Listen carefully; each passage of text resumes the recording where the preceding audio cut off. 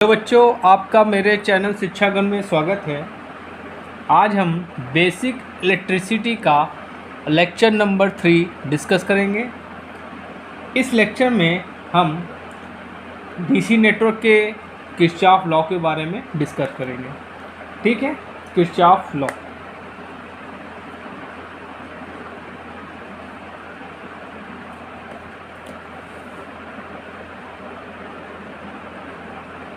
Kirchhoff का नियम।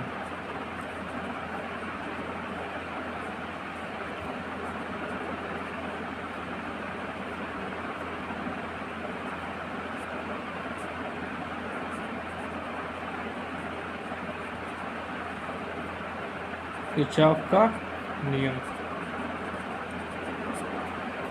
देखिए, किरचॉफ ने दो नियम दिए थे। किरचॉफ ने सन 1842 में वैज्ञानिक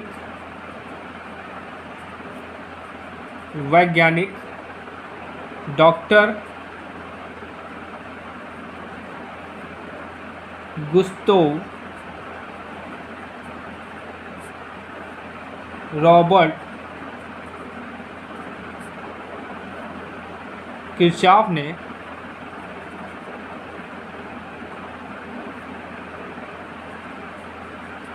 दो नियम दिए।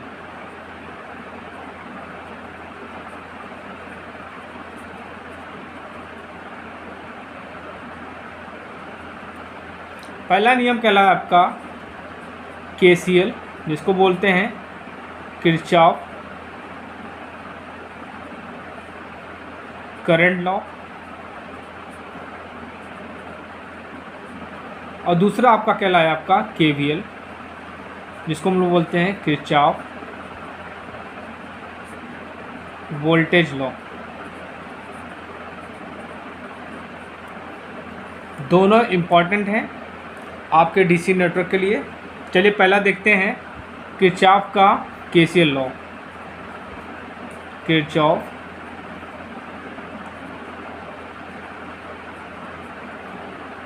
Current law.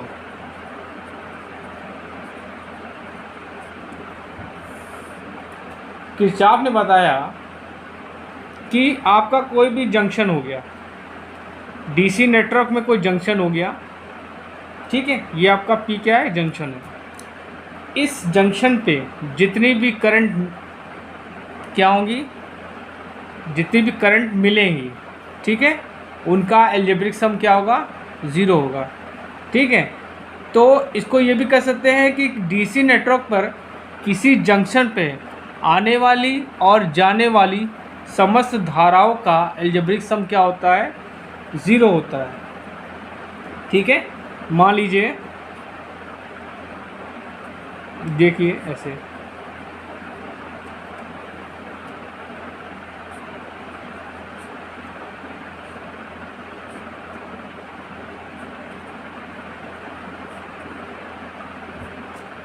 ये आपकी I1 करंट आ रही है, ये आपकी I2 करंट आ रही है, ये आपकी I3 करंट आ रही है, ये आपकी I4 करंट जा रही है, ये आपकी I5 करंट जा रही है, ये आपकी I5 I6 करंट जा रही है।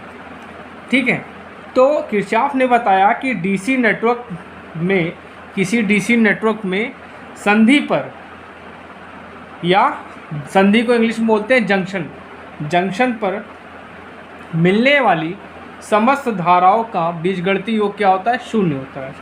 क्या लिखेंगे, किसी डीसी नेटवर्क में जंक्शन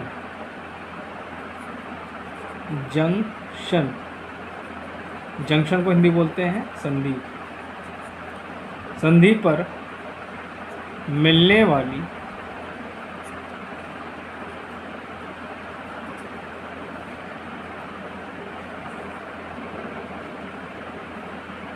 समस्त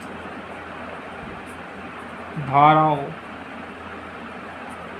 का बीज गणितीय योग शून्य होता है। किरचॉफ ने ये बताया था। पहला नियम ये था कि किसी डीसी नेटवर्क में जंक्शन पर मिलने वाली समस्त धाराओं का बीजगणितीय योग क्या होता है, शून्य होता है। ये आपका जंक्शन हो गया और इस पर सारी बहुत 6 धाराएं जो हैं मिल रही है, इनका जो हम अलजेब्रिक सम निकालेंगे वो क्या होगा, 0 होगा। इट मीन्स सिग्मा आई की वैल्यू क्या होगी, 0 होगी। ठीक है, अब देखते हैं जो करंट आती है बच्चों, जो जंक्शन की ओर आती है उसको हम लोग पॉजिटिव लेते हैं और जो जंक्शन से दूर जाती है उसको निगेटिव लेते हैं। तो ये देखिए आपकी जो I1 करंट है ये जंक्शन की ओर आ रही है, तो इसको हम क्या लेंगे, प्लस का I1 लेंगे। ये भी करंट I2 जो है आपकी क्या है, जंक्शन की ओर जा रही है, इसको भी हम लोग प्लस लेंगे। ये आपकी I3 ये भी क्या जंक्शन की ओर आ रही है, इसको भी हम प्लस लेंगे। अब देखिए I4 करंट जो है जंक्शन को से दूर जा रही है, ये करंट यहाँ से यूँ जा रही है, तो इसको हम लेंगे -4 लेंगे। और ये भी करंट क्या है आपकी जंक्शन से दूर जा रही, देखिए ये जंक्शन से इधर जा रही, तो ये भी आपको माइनस में लेंगे। और ये भी आपकी जंक्शन से दूर जा रही, इसको भी माइनस कर लेंगे। इन सब का जो अलजेब्रिक सम होगा वो 0 होगा। इट मीन्स हम लिख सकते हैं कि I1 plus I2 plus I3 is in equal to होगा आपका I4 प्लस I5 प्लस आपका I6। यही आपका किरचॉफ का पहला नियम है। किरचॉफ का प्रथम नियम यही है जिसे हम लोग किरचॉफ करंट लॉ कहते हैं। अब देखिए जो किरचॉफ का करंट लॉ है ये आपका आवेश संरक्षण पर आधारित है। आवेश संरक्षण पर आधारित है।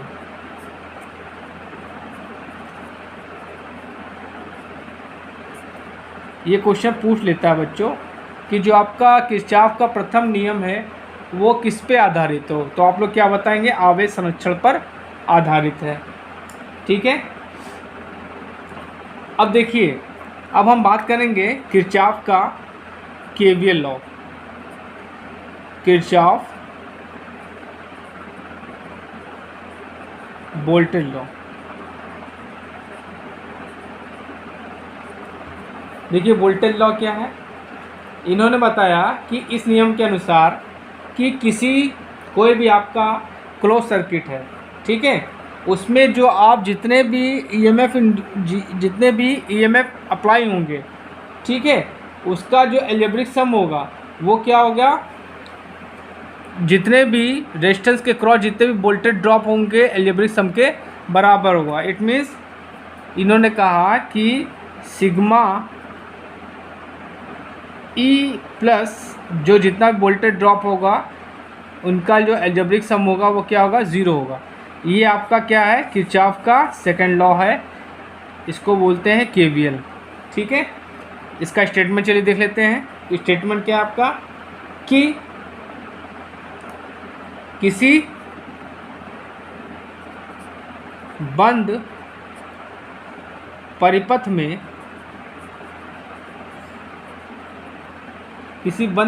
में सभी प्रयुक्त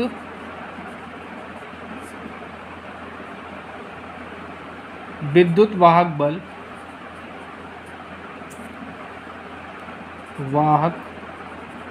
बल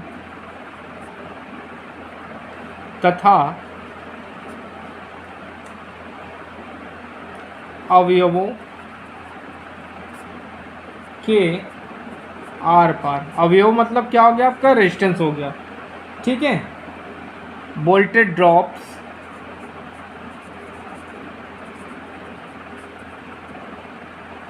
का बीजगणितीय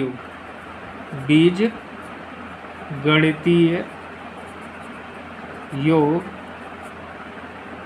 0 होगा, 0 होता, अर्थात sigma E plus sigma I are. Sigma आपका ई क्या हो गया, आपका सारे जितने भी ईएमएफ होंगे, विद्युत वाहक बल होंगे, उनका algebraic sum, plus sigma I R जो है आपका रेजिस्टेंस के क्रॉस जितना भी वोल्टेज ड्रॉप होगा उनका अलजेब्रिक सम जो होता है वो क्या होता है, 0 होता है। ये आपका किरचॉफ का सेकंड लॉ है। चलिए इसको हम सर्किट के माध्यम से समझते हैं। चलिए यहाँ पे ये EMF है, यहाँ पे एक रेजिस्टेंस लगा है, ये आपका दूसरा EMF है, ये आपका तीसरा रेजिस्टेंस लगा है, ये आपका तीसरा रेजिस्टेंस है। ये प्लस हो गया, ये माइनस हो गया, ये प्लस हो गया, ये माइनस हो गया। ये आपका पहला EMF हो गया, ये आपका दूसरा EMF होगा, ये आपका R1 हो गया, ये आपका R2 हो गया, आपका R3 होगा। और हम मान लेते हैं इसमें आई करंट फ्लो हो रही है, क्या हो रही है, क्लॉकवाइज फ्लो हो रही है। तो अगर हम इसमें हम KVL लगाएंगे तो यहाँ देखिए आई करंट को हमने क्लॉकवाइज माना है, तो करंट जो क्या कर रही है, इंटर माइनस से साइन से कर रही है, तो उसको लिखेंगे माइनस का E1 प्लस आप जितना भी वोल्टेज ड्रॉप होगा बच्चों उसको सबको हम लोग पॉजिटिव लेंगे, मतलब I इंटू R1 हो जाएगा।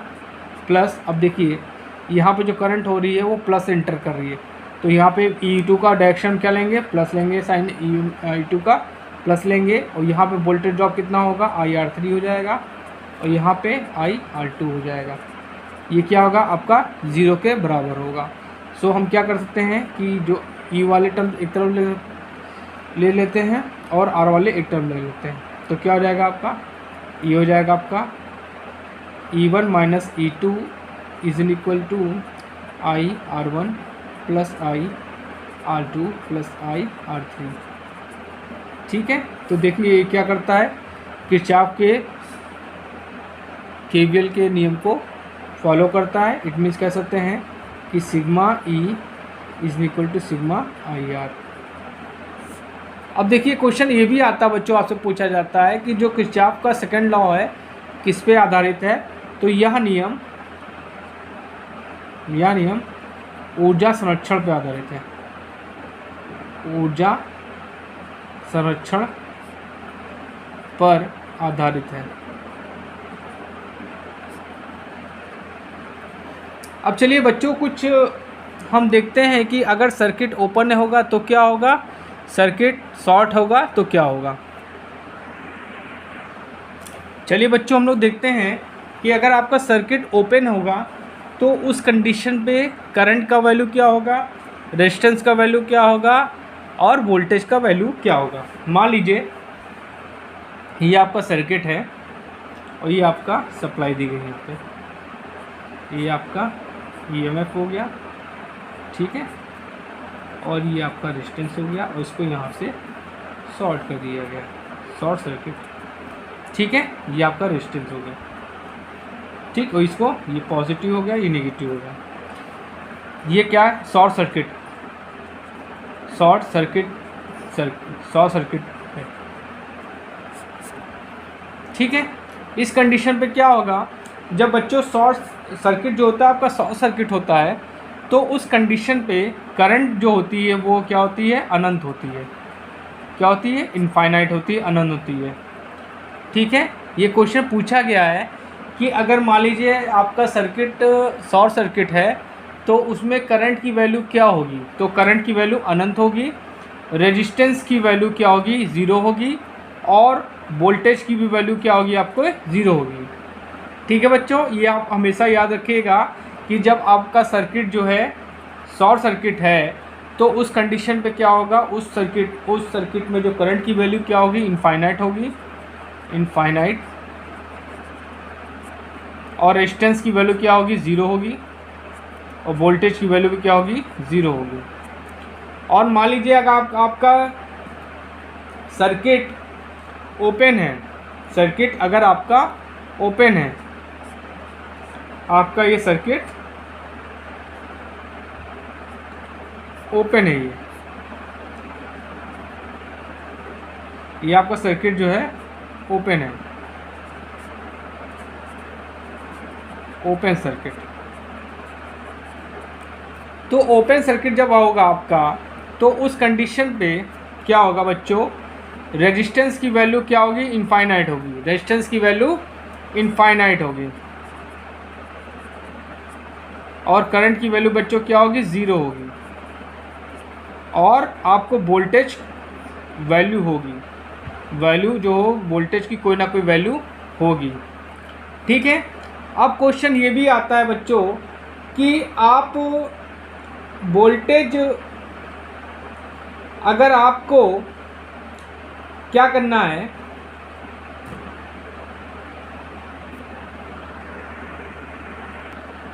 बच्चों कभी कभी आपसे पूछा जाता है कि अगर हम वोल्टेज सोर्स को करंट सोर्स में कन्वर्ट करना चाहें तो कैसे करेंगे। तो जैसे मान लीजिए आपका कैसे करेंगे मैं बताने जा रहा हूँ, बहुत ही इंपॉर्टेंट चीज़ है। ये आपका एक रेजिस्टेंस है और ये आपका वोल्टेज सोर्स है, ठीक है। ये आपका वोल्टेज सोर्स है, ये आपका आर हो गया, ये आपका ईएमएफ होगा। इसको हमें क्या करना है, इसको हमें, ये आपका वोल्टेज सोर्स है, वोल्टेज सोर्स है, इसको हमको करंट सोर्स में कन्वर्ट करना है। तो करंट सोर्स में करने के लिए क्या करेंगे, हम यहाँ से हम क्या करेंगे, करंट की वैल्यू निकाल लेंगे। करंट की वैल्यू जो भी आएगी उसको ऐसे कर लेंगे, ये अमीटर लगा देंगे, ये आपका मीटर हो गया। और इसी के पैरेलल में हम रेजिस्टेंस को लगा देंगे, ये आपका करंट सोर्स में कन्वर्ट हो गया। ये आपकी करंट फ्लो होगी और ये आपका इंटरनल रेजिस्टेंस हो गया। और अगर आपको क्या कहा जाए कि करंट सोर्स